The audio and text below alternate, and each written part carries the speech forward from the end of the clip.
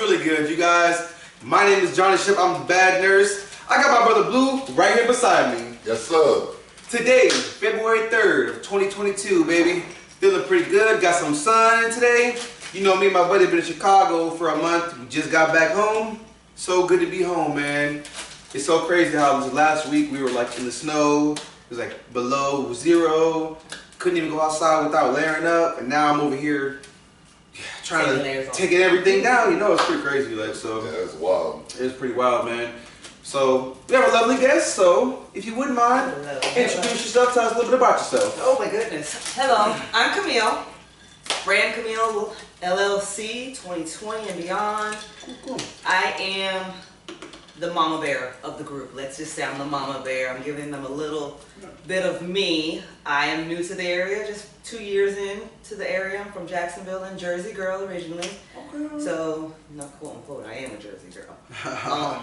But I am here, I'm down here. I'm trying to do my own thing as far as being the brand. I am Camille the brand. So, being Camille, I'm caring, attentive, motivational, inspiring, a life-loving experience. So, meeting me, the way I see it, is having an experience in itself. Sounds good to All me. about networking. How about that? Yes. Yeah, that's pretty cool.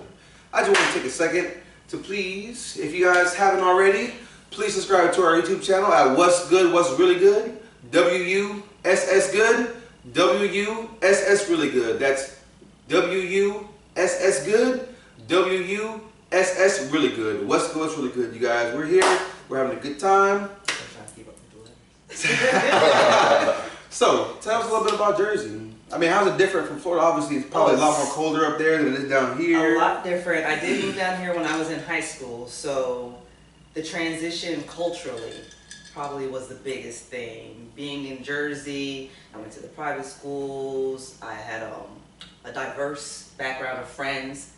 Coming to Florida, I moved to Jacksonville, and you could tell the distinction between the cultures. Yeah.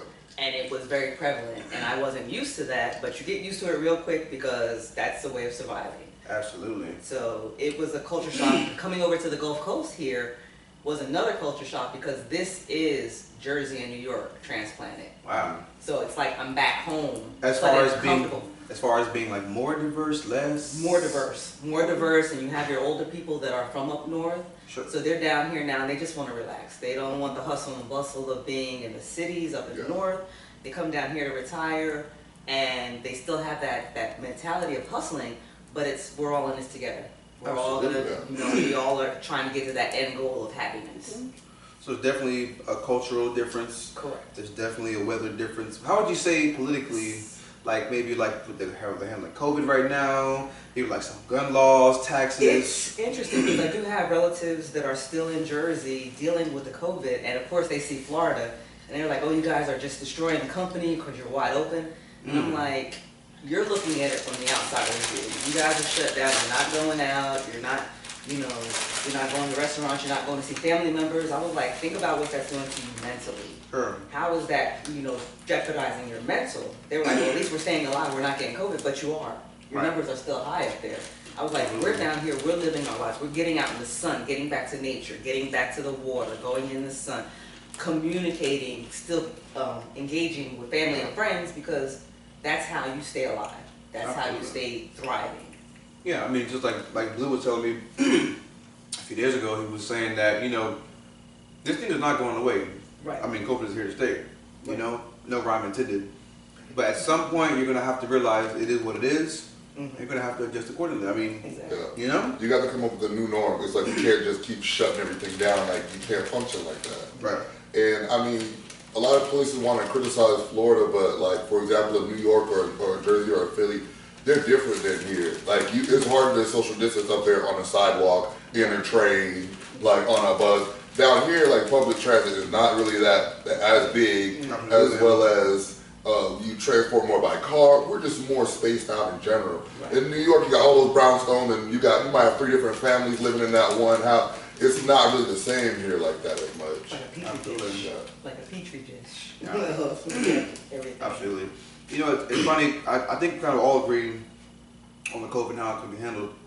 but there's a lot of people that look like us, you know, that would wholeheartedly disagree with you and probably criticize you for having a differing opinion. Exactly. You know, I feel like a lot of people base their opinions on what political party, you know, for a long time. It seems like the black community as a whole kind of been married to the Democratic Party, for good or for worse, which to me is kind of like detrimental. You know, you don't want to be too biased towards one thing, right?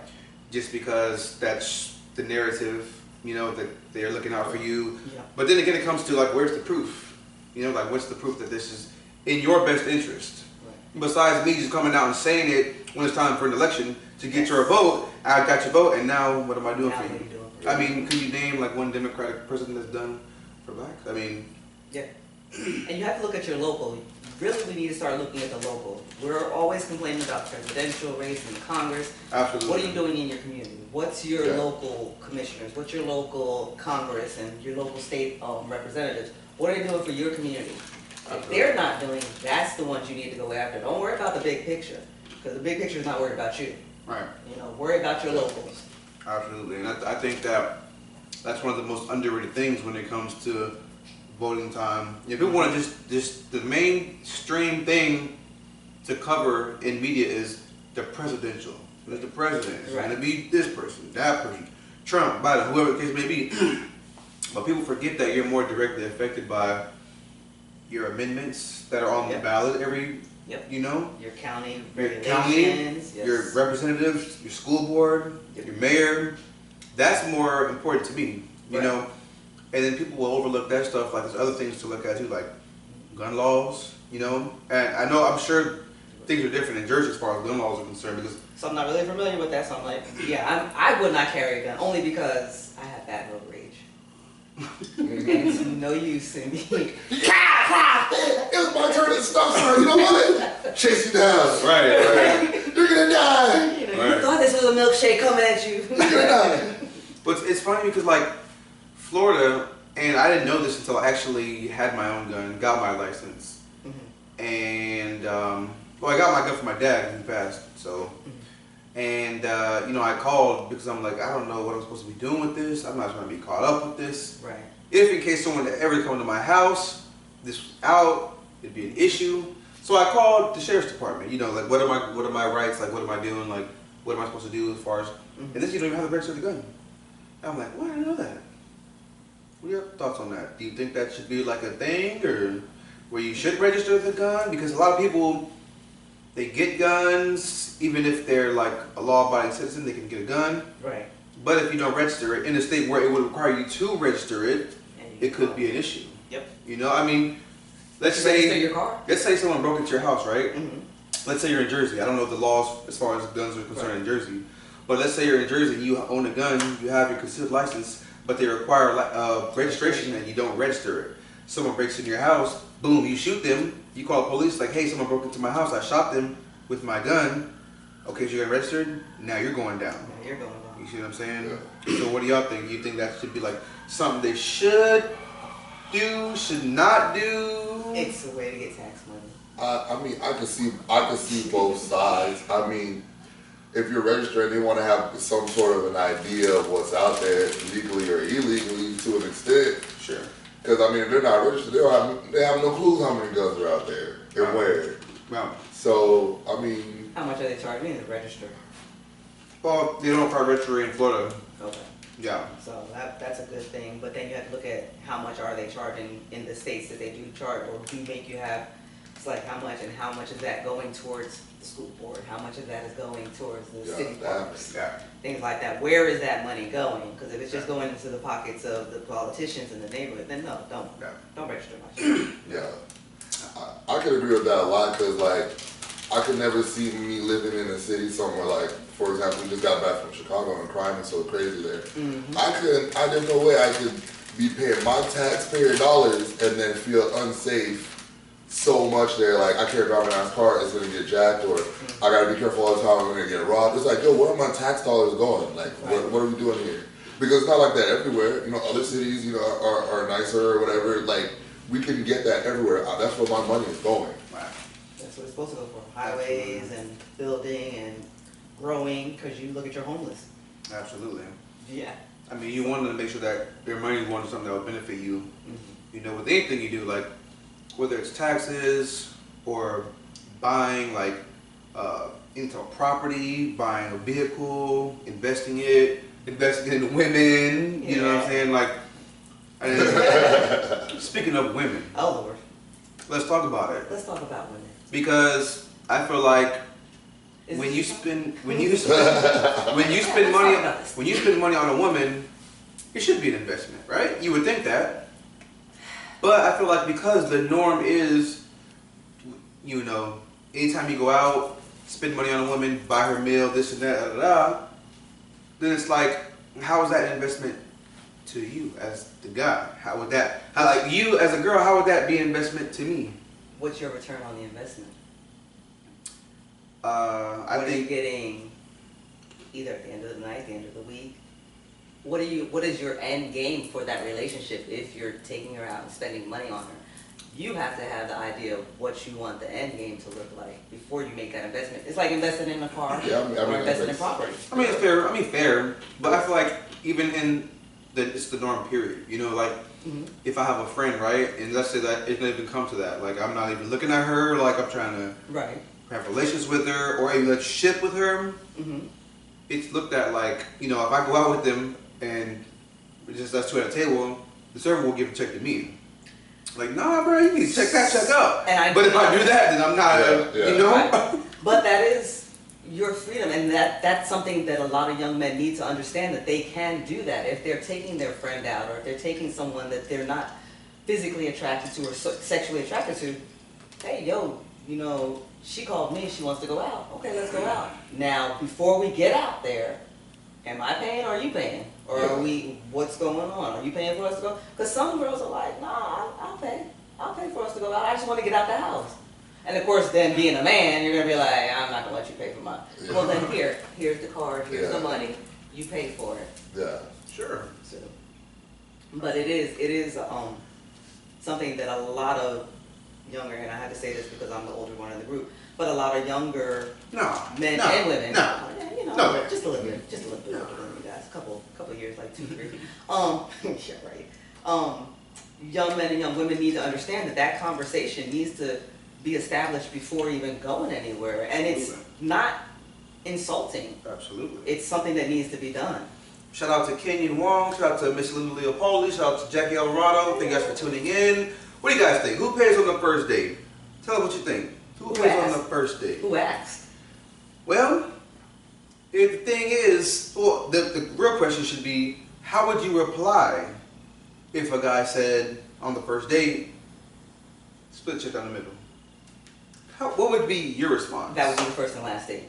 First and last date. Only because the way that things are now, the Cash App, Venmo, and everything else, pay for a check. When we get in the car and leave, hey, I was kind of hoping that this would have been split. Well, you know what? We're going to the next spot. I got drinks on this next spot. Or do you want me to go ahead and Cash App you half my half? Okay. But that's something, again, that's comes with maturity and comes with dating, the new age dating. You got to be like that. Don't sit there in front of me and say, split the check. Okay. Because I'm about to split as soon as we're done. I don't know. I'm kind of old school. I think more of my beliefs is if it's a date type deal and it's like the first few times, like I'm covering it. Generally, I'm not going to go out unless I know I can cover mine and whoever I'm potentially there with. So I feel like as a guy, personally, the first few times you want to be able to show that I can provide, I can buy dinner or drinks or whatever. So what if a female asks you that on the first date? It doesn't matter to me. Doesn't matter. I got to show who I am if it's the first time that I'm able to provide or whatever. There are a lot of dudes out here can't buy a dinner or a movie or whatever, and that's not me. Well, this is the thing. 9 out of 10 times, if there's a date, right, it's because the dude initiated the question and asked the girl to go on the date, and she said yes. Most of the time.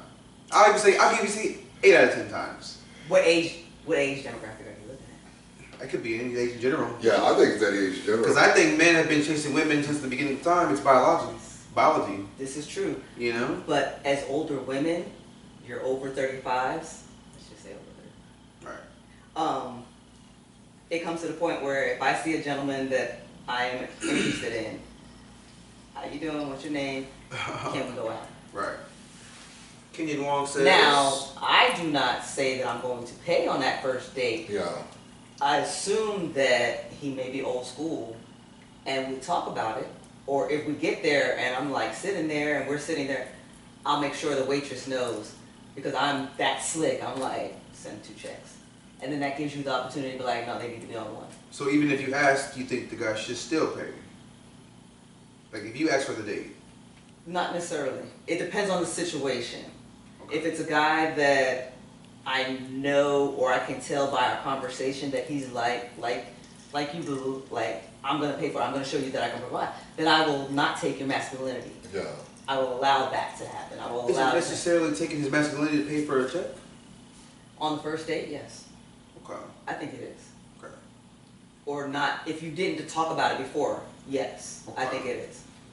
Kenyon Wong says, men pay if it's a date. If it's just friends, split that. Whew, Kenyon, I'm kind of with that, Kenyon. Taylor Broxton says, men, I think if the guy agrees to go on the date and he's interested, then he should pay, in my opinion. I can agree with you on that one.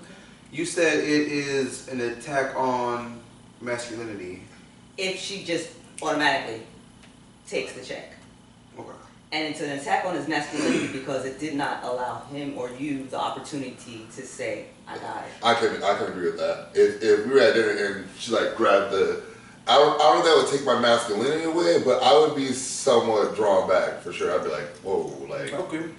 wait a minute. Well, this is my question then, because I'm not gonna disagree exactly with you, right? But I feel like, with that being said, there's a burden on men to not have their masculinity taken, because that's a phrase that you can hear often, right? Yes. Like if you have a girl and she's supporting you, she's taking your masculinity. Yeah. You know, there's certain things that girls can do that can make them more masculine than guys, right? What would be the equivalent of a man taking a woman's femininity, or is that even a thing? Is that a thing? And here's the thing, I don't know that it is the thing. I don't think it's a thing either. I don't think it's taking her femininity. It's showing, because yeah, it's like a double standard. If you It's do absolutely a something double that's like standard. cooking, Right. or you know, you have a clean place. No offense. Right. If you have a clean place when you walk in, then Not at my house, by the way. not your We're house. doing it at my house. It's not adding femininity to you. It's just showing the softer side. Yeah. That you care about yourself. Right. Because I'm just needing you, and you're cooking. Okay, you know how to cook? Yeah, because But it's a complete double standard to say like, if a guy doesn't pay, he's taking the masculinity away, and it's like, it's such a double standard because If there's she nothing takes that can the be check, the other way around. the way she takes the check. It wasn't saying that if she paid it, but if it's the way she like. That makes sense. I see what you're Just, saying. yeah. Because me Her paying personally, it. I feel like that's initially. So Right. we go out for the first time, second time, something like that. But once we've now become established as like either a relationship or like good friends that are dating, like then I see it different.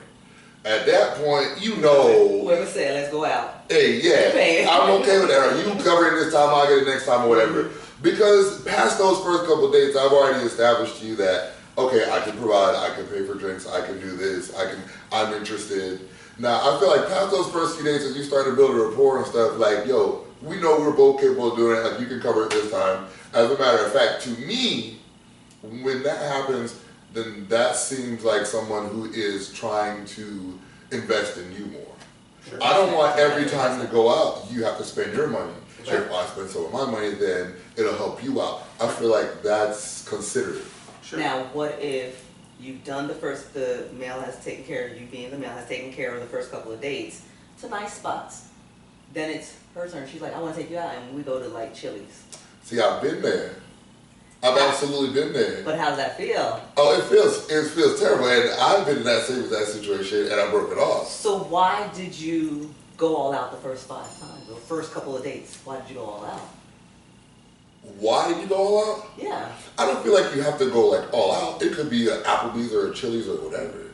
As a matter of fact, Me personally, yeah, you like to pay for stuff as a male, but you're not going to get taken advantage either. We're nurses. We went to nursing school. We're surrounded by females, and we hear women talk all the time. Oh yeah. And there are girls sitting in class, and they have this guy saved as free food in their phone. Free food is what this guy's name is saved as. So I think also you got to look at the situation. If I'm paying for it, and free food on the first few days, cheating on me, right? On the first few days, I'm not taking you to Ruth Chris and you're buying bottles and all this. Like, we're not doing that. If I'm scoping you out first few days, we'll go somewhere decent. But at the same time, I'm not getting taken advantage of. I think it's a fine line.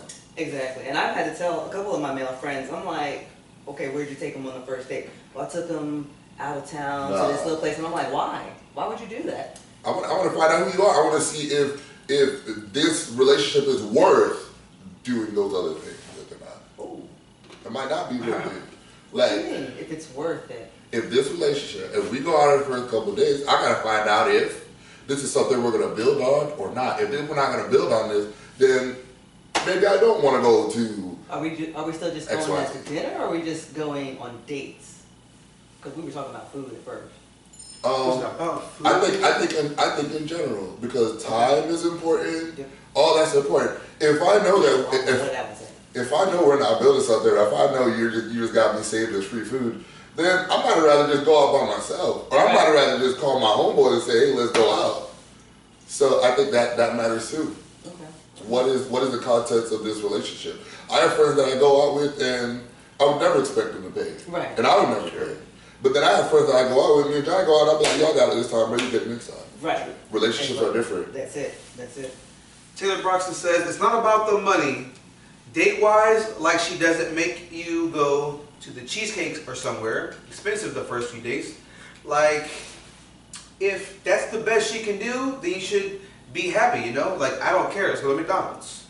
Keen Wong says, I know I make more than them and they want to take me out. I'm not expecting a steak dinner.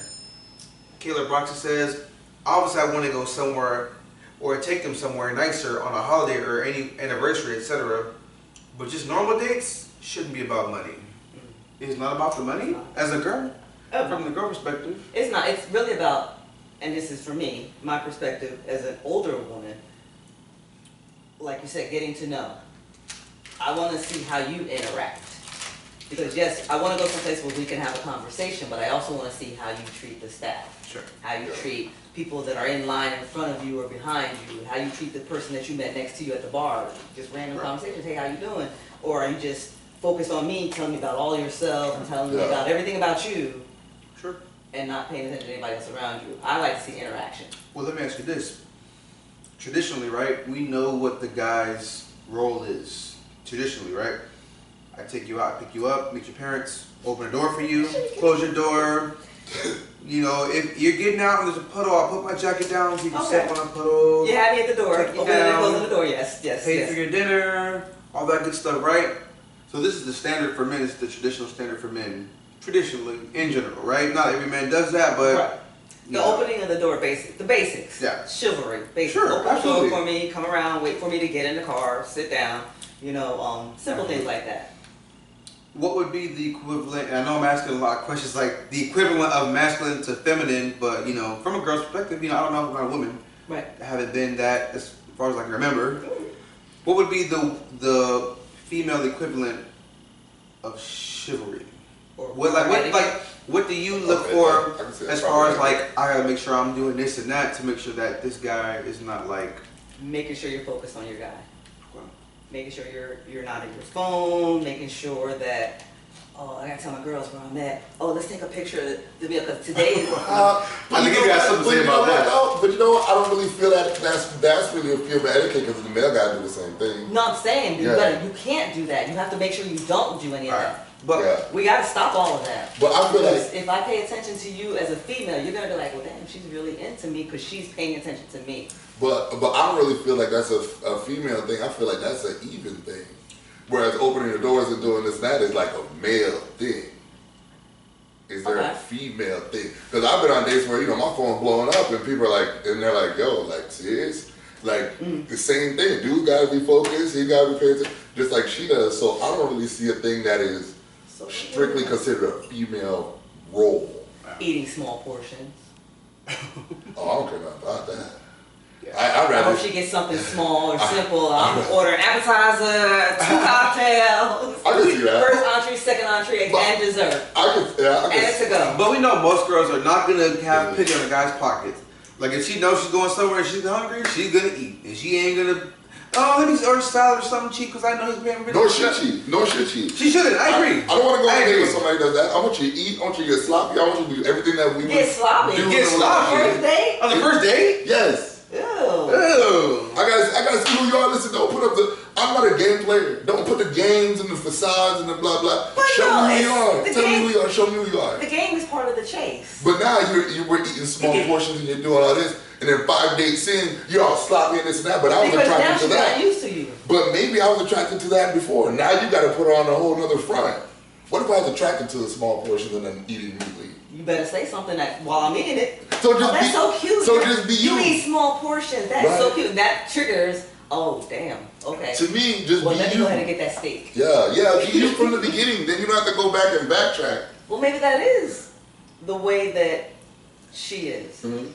Because she's Well, trying to get. She doesn't want to get sloppy that first date because she wants to get to know you just like you're trying to get to know her. That's interesting, but I feel like that's how you go back and say people change and things change. This is true. This is true. But if you were observing her before you asked her out on a date, you had to have already seen her sloppy. Maybe you asked her on a date, but you never got a chance to observe her. Then you'll have another date. You'll make it to the left. Because she might get sloppy that first day and you'll be like, ugh. When that's not normally her, she could have been nervous. She was nervous about the first day. Yeah. She didn't eat all day, so she Yeah. finally ate and everything, and she was throwing back drinks to relax. And now she's screwed up on the couch, and you looking like, you gotta go home. Yes, you gotta go. You gotta go. And you done messed up. Now that was a perfect opportunity. She's normally not like that, but you made her feel so comfortable. But personally, I feel like everybody's entitled to a second date, unless it's like horrifically horrible. If it just kind of goes bad, I feel like you're entitled to a second date. I mean, you can't expect Michael Jordan to drop 60 points every game. He's gonna be hot some games, and he's gonna be okay some games. So I feel like you got to give more than the first date. Have to. I mean, it's fair. Yeah. If it's bad, not if it's something like horrendous, like we get chased by the cops and shot at her or something Right. like something crazy. We're not gonna see her next. But if it just- if we survive tonight, we're not seeing it. If it was just a bad date, like I'm still feeling her, but she kind of rubbed me the wrong way a little bit in this way. Let me give it another date and see how it really is. Conversation, communication. I feel like 5 minutes into the date, you would already know like if you wanted another date or not. Just Yeah. based off just their mannerisms, the energy that they give off, The interactions. how they talk. I feel like a vibe as well doesn't take too long to connect. Like if I'm having a conversation, I sit down, oh, how you doing, what's your day, whatever. In 5 minutes, I already know if we can vibe or not. I don't agree though, because some people, they need time to open up on who they are and relax on who they are. Sure. So I think sometimes it takes some more time than that. I've been out where at the beginning of the day it seemed like, whoa, I'll never see her again. But at the end, we're vibing, we're having a blast, it's different. It just took her time to kind of like open up and become like more herself. Like some people got the jitters and the nerves and all that. Like, Sure, that's fair. especially if it's somebody like she was saying, if it's somebody you've been observing for a while, Yeah. like this is my chance. Let me not blow it. And you might be blowing it by trying not to blow it. Yeah. Could Be be. too cautious. Yeah, could be. I mean, a girl that I used to date, I mean, we had the first date and she's got social anxiety, so at rocky at first, but then opened up a little bit, you know, made her laugh and all that stuff. You couldn't get her shut up after that. I mean, she's just going on and on and on. And our second date was the same thing, you know, at first she was a little jittery and this and that. We just got off work, we worked night shift at the time. So we're getting off work, and I'm full of energy, this and that. I started cracking jokes, making her laugh. Next thing you know, she's talking. Like, she's all high energy. Next thing you know, I'm getting low energy, and usually you can tell someone's falling asleep in front of you. Vampire. You know, and she got comfortable with me, and she's talking and talking. Doesn't even realize I'm freaking falling asleep because I work 12 hours. You know. Yeah. And that's the paying attention. That's why I was like, the feminine part is paying attention to. You got to pay attention to the man that's sitting across, your partner that's sitting across, whether it's male, female, whatever. you need to pay attention. Sure. Because had she seen you falling asleep, she'd be like, you know what, you did just get off. Let's just go home. If she wanted that third date. What's good? What's really good, you guys? Thank you for turning in. If you haven't already, please subscribe to our YouTube channel. What's good? What's really good? WUSS good. WUSS really good. That's WUSS good. WUSS really good. What's good? What's really good, you guys? Speaking of dates, Valentine's Day is coming up. That day. You're the one wearing the red. I am. So it must be that you're getting ready for Valentine's Day. Any guy in mind? Any guy? Any girl? Any guy girl in mind? Myself, and actually this year my daughters are doing Valentine's Day with me. So Oh, that's pretty cool. yeah, and being single for quite a while, if you have friends, if you have children, I found that that's sometimes the best Valentine's Day. So it's just because you guys get dressed up, put your red on, you know, you get all fancy like you're going somewhere.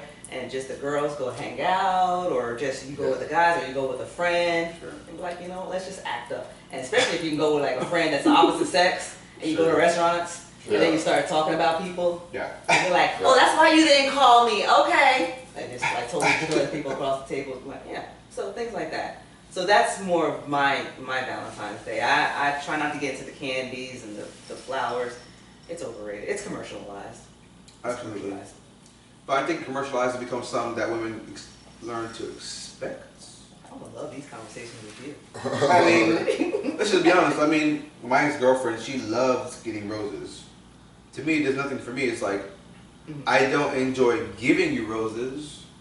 I mean, So she just wanted flowers, and it was just the act of the giving of the flowers, because it made her think that you thought about her. I don't know if it was. It might have been partly the act of the giving, but she's verbatim. I love getting roses. I love getting flowers. Oh, so she told you? She told me, yeah. Okay.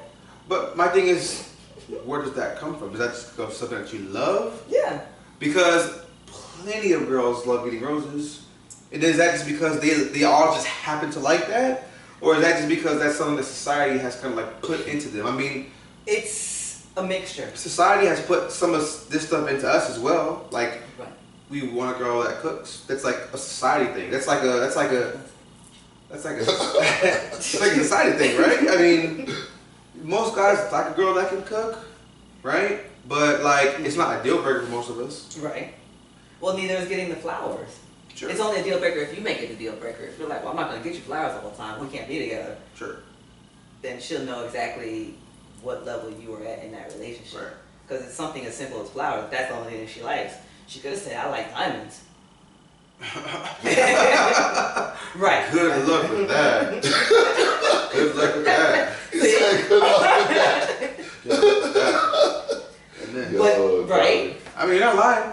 Okay. What are some things that you look for in a guy? A sense of humor. I mean, the corny things. I look for a sense of humor. One, because I'm going to be a clown.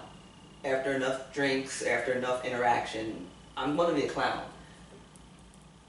You need to be able to take that. You need to be able to be like, tap me on the shoulder, all right, and I'm like, okay. Or, I'm ready, we're going to go after that person over there.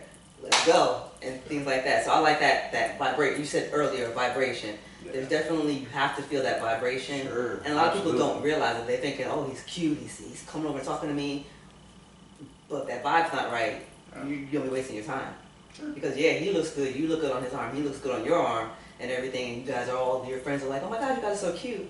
But behind closed doors, you have nothing. Yeah. Nothing, you're just sitting there, it's like, we have nothing to talk about.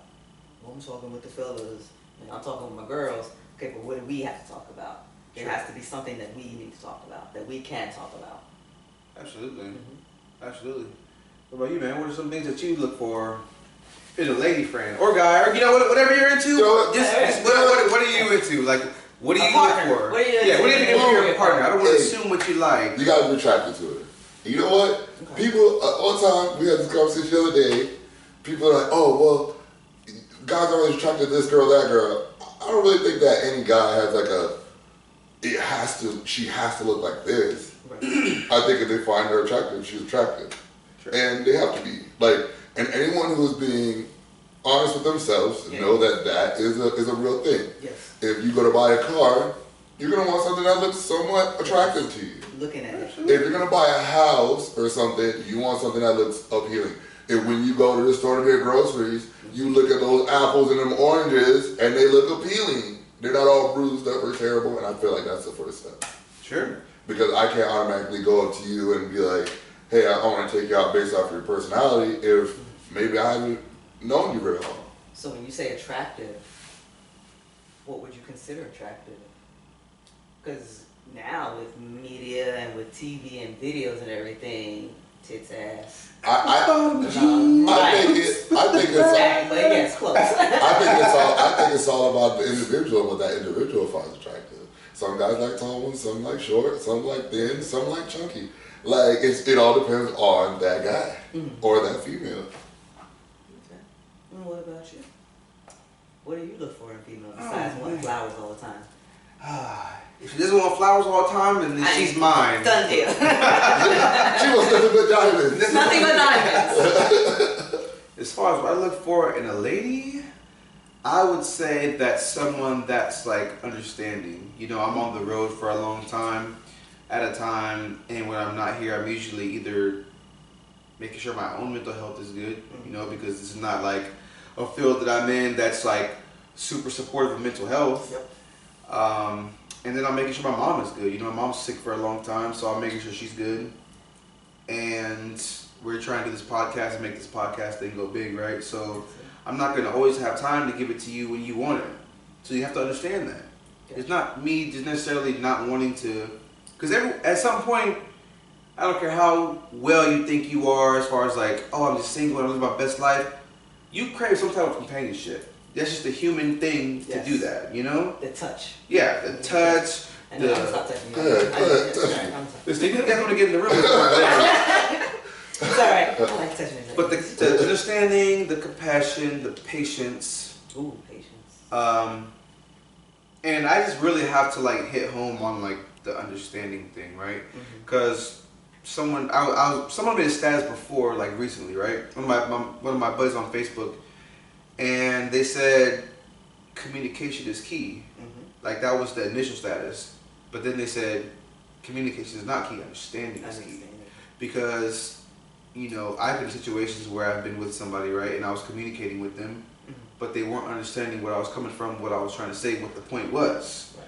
So we can communicate all day, we can talk all day, you know, but it can go in one ear, out the other. So communication isn't always key, it's the understanding part. So you have to understand me when I'm trying to say something. Right. At the same time, understand why you're saying it. Yeah. But with everything is a give and take though. As a man, I have to understand that if I'm asking this from a woman, I need to be able to provide that as well. If she's communicating with me, I have to be patient. I have to understand what she's saying. I got to, even if I don't agree with it, I need to step back and go, okay, like, why is she feeling like this?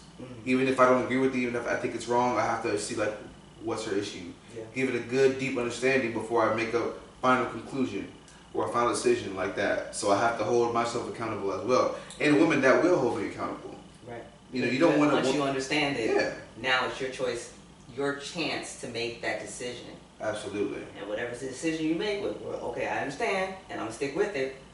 Then you're gonna stick with it. Absolutely. Well, I think that kind of comes back to knowing that person's love language. So like, yours is understanding. You want somebody who's gonna automatically like get to know you and understand you. Some girls want to hear it. They want the words of affirmation. Right. Some people being gifted is their love language. So I think that's part of like your love language, wanting someone to understand more than anything, I feel. Being on the reception side. Well, I think a lot of that comes with time. You notice like if you spend a lot of time with somebody, whether it's a friend or anybody, you might start to say the same things. You might start to think the same way. You might start to dress and do some of the same things. I mean, it's normal. I mean, that's how even geographically we're different. People from up north talk and do a certain thing, and people from the south act a different way. But on a personal level, like once you spend that time with her, you should start to understand her and she should start understanding you. It's just your understanding should become more one. Yeah, absolutely. Taylor Proxton says, compassion and someone who is gentle, and a real man who loves and doesn't get aggressive. Ooh, sounds like a panda boy to me. Ain't nothing wrong with a little aggression every now and then. I guess in the right times, Yeah, right? at the right time, you know. It's appropriate. So, and it's funny because I was talking to a guy one time and just talking about hair. I was doing my hair and something, and I was like, oh my God, I just want to cut off. Really quick and simple. There will be no cutting of anything. Yeah. And the way he said it, I was like, okay, Daddy. I said, I won't cut it then. He was like, what? And I was like, oh no, you laid it down. But that comes with understanding your partner, because there are a lot of girls that you'd be like, there will be no cutting of anything. And they'll be like, you know what? I'll shave it right now.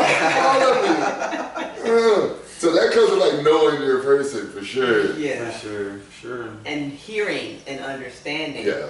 Absolutely. Because he said it like so smooth and kept on with another conversation. But I was like, oh, he was dead serious. Oh. Hey, as long as you know.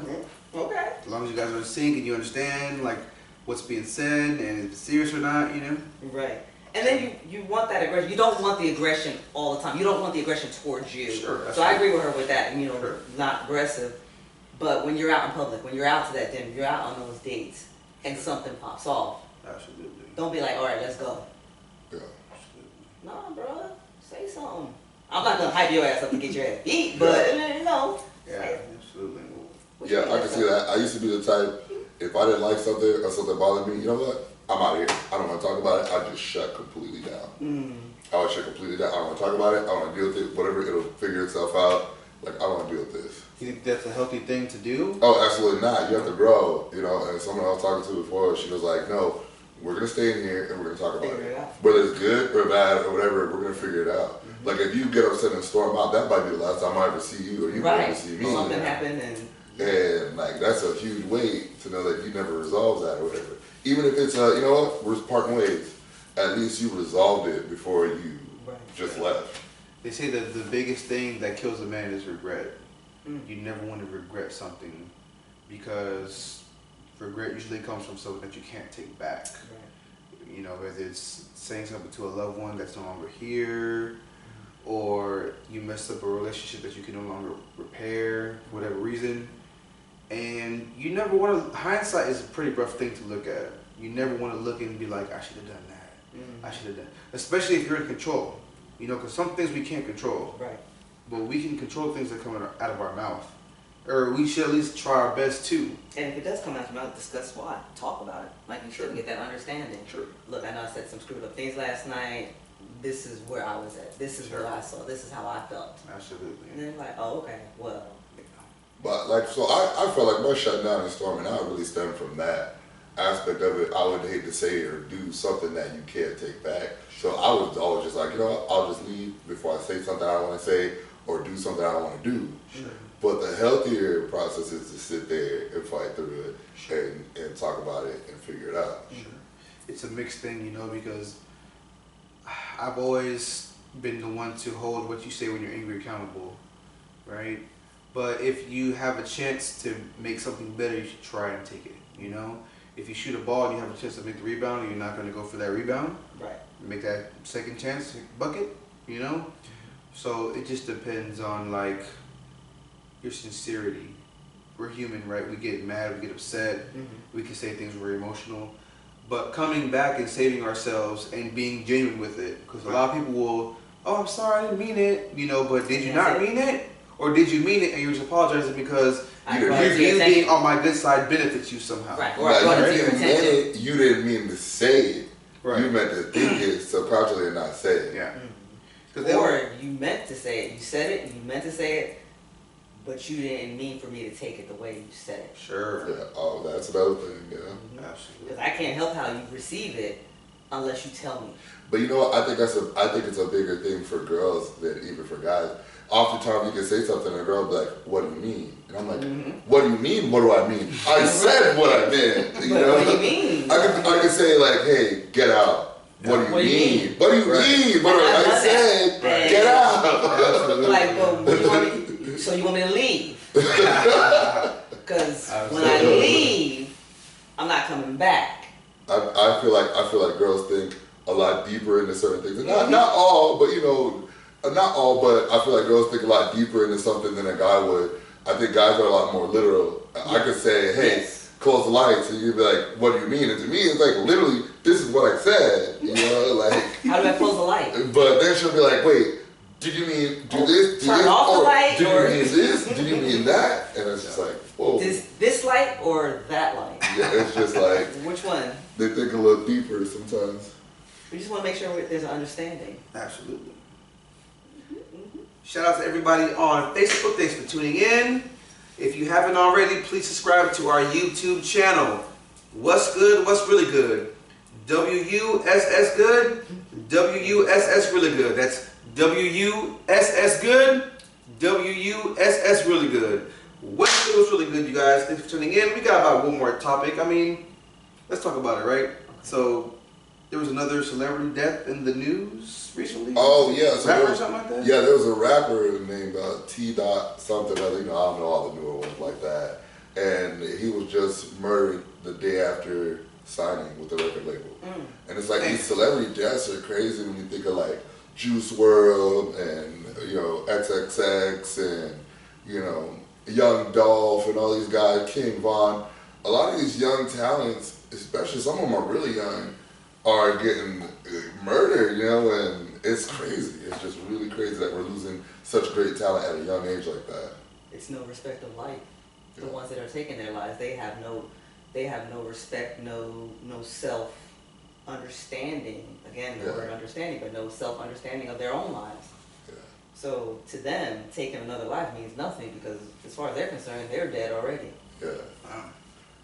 So what was the most impactful celebrity death for you? It's a tough I already know the one for you. No, you don't. So I am old school. Okay. I am older. No, I don't believe it. He might be older. Wow. What's your name? I used to Just throw him under the bus like that, right? I'm a silver fox. So can we? We're just not talking hip hop only, like No, anything, any celebrity. It could be definitely Prince. Prince. All right. Definitely Why? Prince.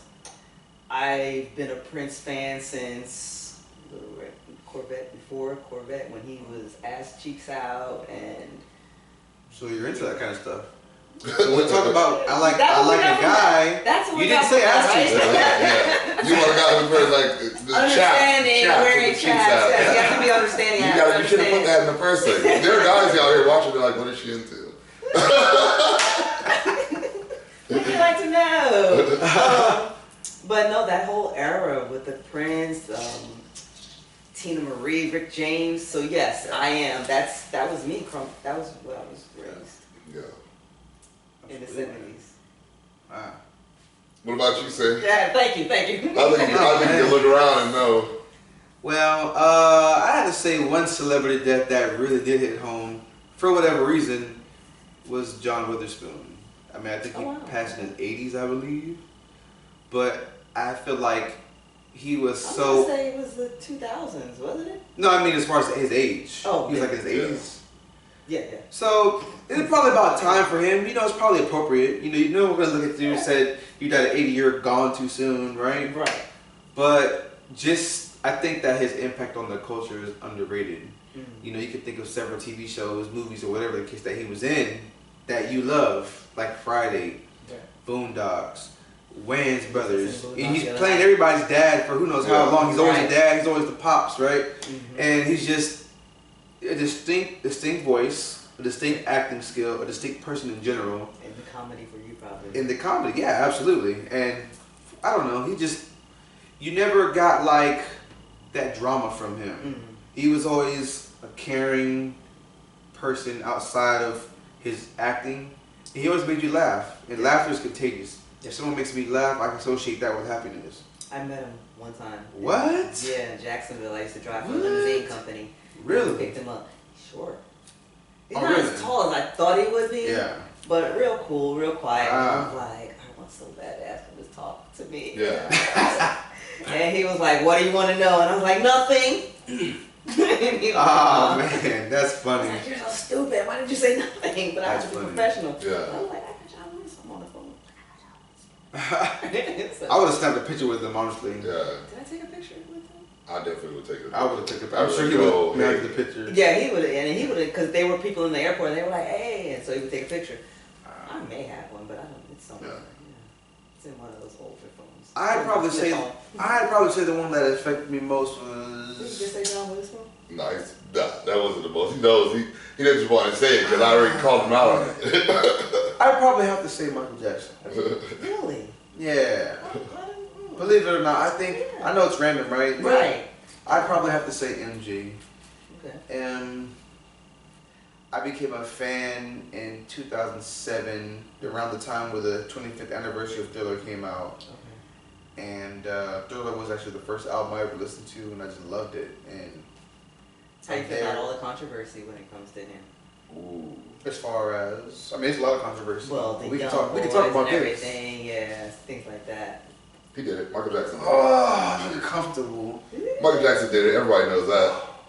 I think it's all a lie. Okay. I think it's all a lie.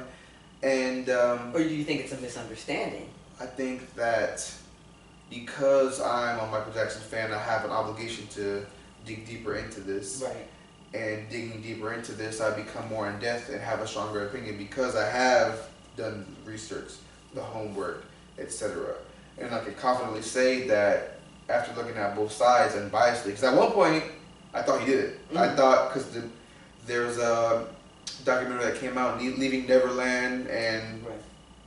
I didn't want to watch it, but I watched it. You know, Mhm. I can't think of someone that you hold of that high standard to Yeah, do nah. something that they're accusing him of. And it's very, what's the word for it? It's not very factual based. It's very, this is my word with no evidence based, Okay. put bluntly. The documentary goes, Opinionated. they kind of, very opinionated. not even opinionated, because they're telling their side of the story. Okay. But the thing is, with do you believe them or not, right? Because these are the ones making the claims. Mhm. Michael Jackson's not claiming to defend himself. He's defending himself in response to their claim. So the claim is what you have to believe or not. Mm. There's not really any hard evidence that would suggest that he did this. There's no files of anybody saying that this, you didn't make sure that this is a cover up. Right. There's no, and everyone that does come forward, which is not a lot of people, there's some kind of, what's the word for it? There's some kind of hidden agenda, Gotcha. history of like manipulation, history of trying to get money. It's all the same thing. So all the people, that history of getting fired, history of some ill will, action that would make you not like this guy Right. and would benefit you.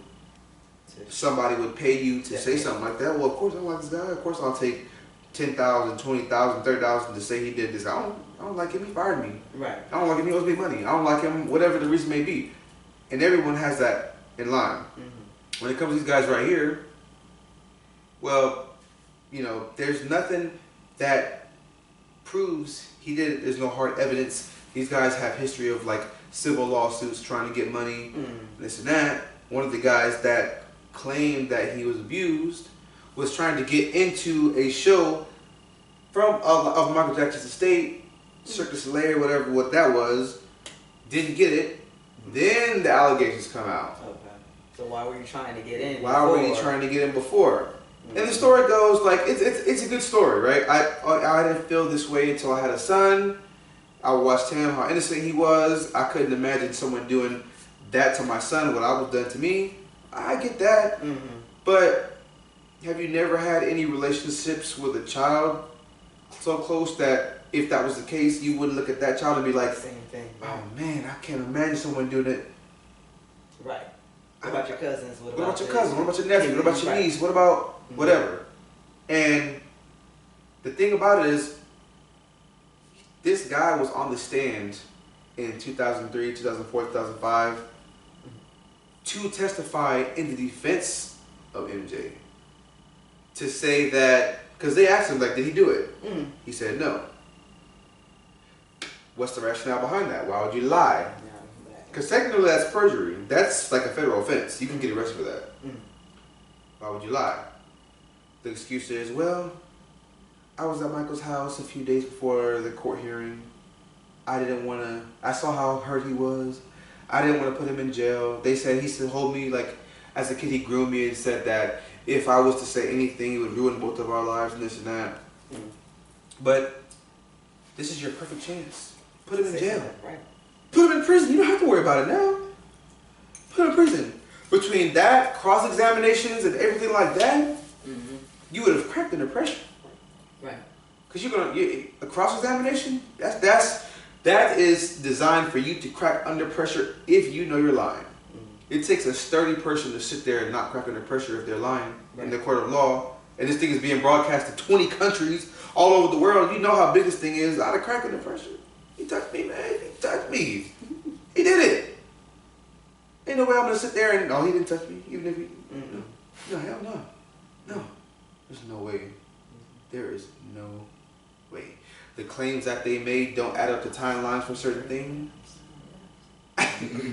they said that there was abuse that happened in the train station at this date when the train station was actually built years after that date that they claimed. Wow, okay. You know? There's like, oh, I was here and my family was there and he was here, but the dates that he says coincides with dates that Michael was on tour in Europe. Wow. Come on now, like there's just too many inconsistencies. Yeah. And like I said, at first I thought he did it. I thought he did it, like based off the documentary because it puts you with feelings. They build you up, make you see how he's this good guy, he's an entertainer, he's just taking everybody in and paying for them to have this and charities and children's hospitals and doing all this good stuff. Then it comes like, it's like a build up, the climax. And it's like,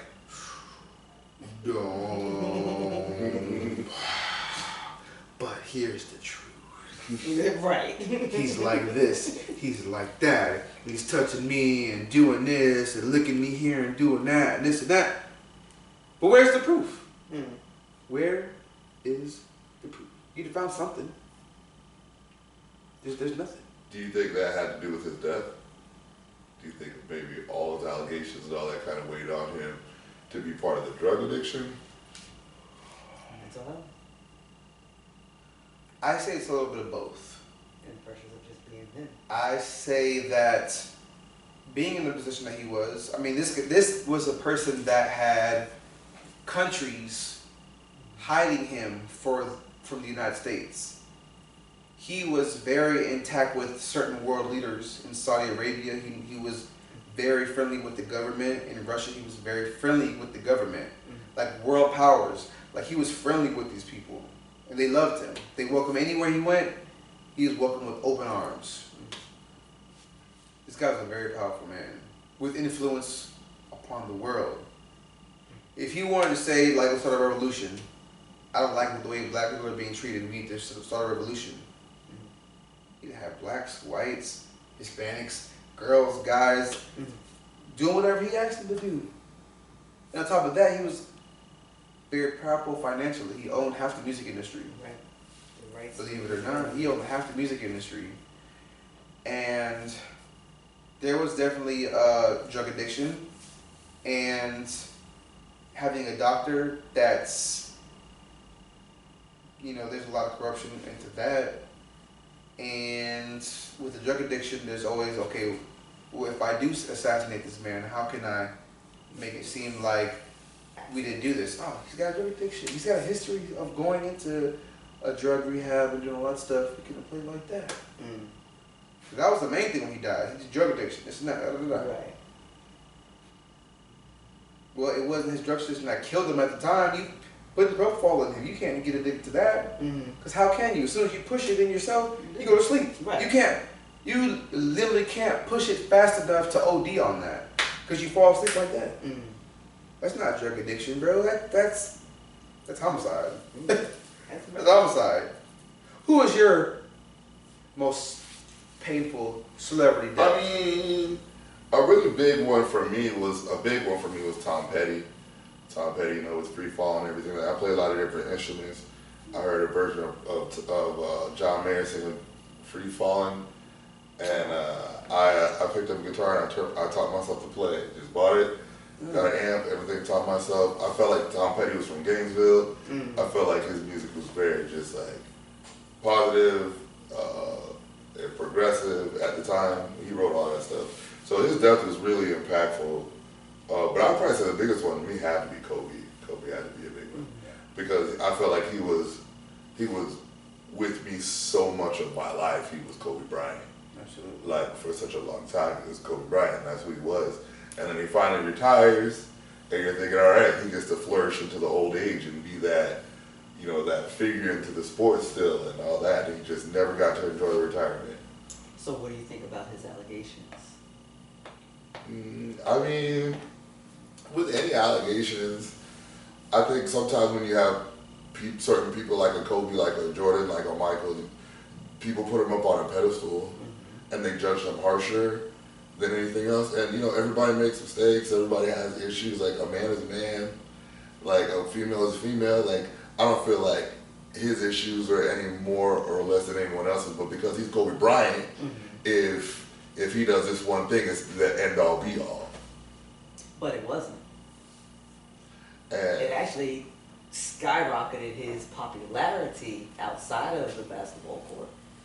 well, I mean, to me, I feel like, I don't know if it was really the allegations that did that. I feel like Kobe Bryant was always Kobe Bryant. Like for me, I always saw him in that positive light, in that uplifting figure, in that example of what competitiveness is and all that, you know. So to me, I felt like a lot of people, I don't necessarily gave him a pass, but I felt like He got a pass. when they look at his body of work, I felt like.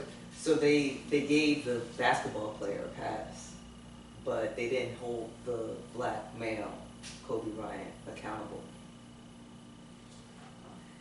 And what's the difference between a Kobe cheating on his wife and publicly getting caught doing it, and another young black male getting shot down in the middle of the street by white officers and having his whole jail record put before the country before his body's even cold on the slab? I mean, as far as cheating, Come on, Kobe fan. as far as cheating goes, to me, that's really between him and his wife. That's none of our business. That's his business. That's his relationship. And we all say he's cheating this and that, but you don't know what their agreement is. You don't know what they got going on. I know that $14,000 rock showed me That's what their not agreement business. was. Yeah, but you'll be surprised because there's some women with that rock that still know, hey, if this guy cheats, it is what it is. There are a lot that feel that way. I feel like that was his relationship and it's his business. That's how I feel. Because we don't know what they spoke about behind closed doors. That's just how I feel about it. Every relationship is different. That's his business. Okay. I wouldn't want nobody else in my business. If it was you that cheated, you would want everybody in your business all over, smeared everywhere and stuff. I mean, that's not their business. But so my thing is post-mortem though, after he passed away, how come none of that was ever brought up? I mean, Why would it be? yeah, I don't really feel like that would be fair to It's the him. same reason why Joe Blow gets killed on the corner and all his past is brought up.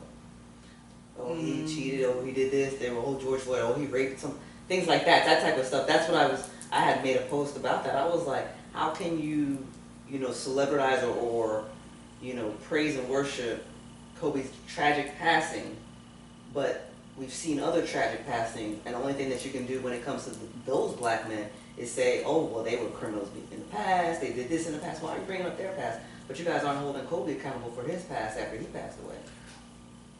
Go ahead. Oh, you No, you go ahead. I was gonna say, why is the standard that when someone dies, they have to bring their past up at all? Exactly. Why isn't it just that, okay, why did they die?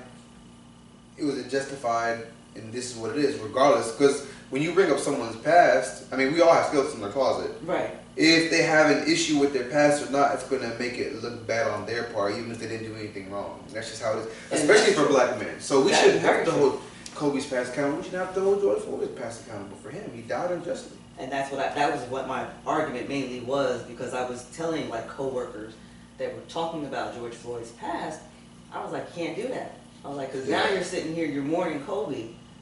Nobody's talking about what he did with his wife. Well, that, like you said, that's their relation. That's his private life. That has nothing to do with me. Yeah. And as a matter of fact, that's something that should have never came out. Right. That should have been between them. That should have never been anything to do with us. Right. So I especially don't see how anybody could be like, oh, well, he's a cheater. Well, that was none of your business. You should have never known about that. If you cheat in your relationship, I don't know about it. Right. There's a thousand Mike, John, Billy, Adams, whoever that are cheating right now that I'll never know about because it's not my business. And it's not your business that Kobe cheated either, but because he's Kobe Bryant, everybody feels like they're entitled to know these things. But that was when I brought that topic up. I was comparing, I was like, look at what you're doing. You're, putting Kobe on this pedestal when you could have just as easily, when it came to your George Floyds and the other gentlemen, worried about their past. That past should have been their past. We're not even looking at it, but that wasn't the case, and unfortunately, it's sad. Well, in any case like that, it doesn't matter what it is. I don't feel like the past should come up because the past is irrelevant. This situation is what we're talking about. Right. And I feel like there's a saying that they say that men are waffles and women are pancakes. Have you ever heard that? So they say that because they say that men compartmentalize more so than females do. If you and Johnny are dating and you and Johnny get in an argument over him always leaving the dishes in the sink, to him that's the issue. So he can grab you and be like, hey, let's go out tonight, let's party, whatever. And you're like, no, I don't want to go out with you. Like, we haven't resolved the issues that we have.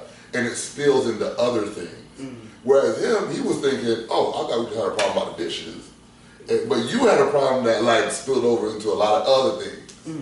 And I think that's where that saying comes from. Women are pancakes and men are waffles. Because the syrup spills over to the side. How it spills over to the side, yeah. But I feel like as the men compartmentalize, that's how these other issues should be. If the George Floyd issue shouldn't spill over into everything that he did since he was 10 or 15 or 12. We're talking about this issue right here, right now. Absolutely, guys. Well, I appreciate you guys for tuning in.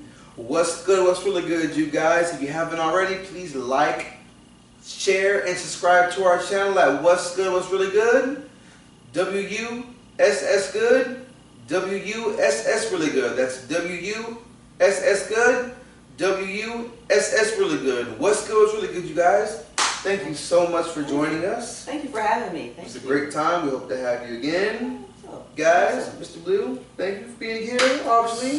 Of course. We outside. We outside, baby. But we're really inside. Guys, until the next episode, you guys stay motivated and do it big, baby.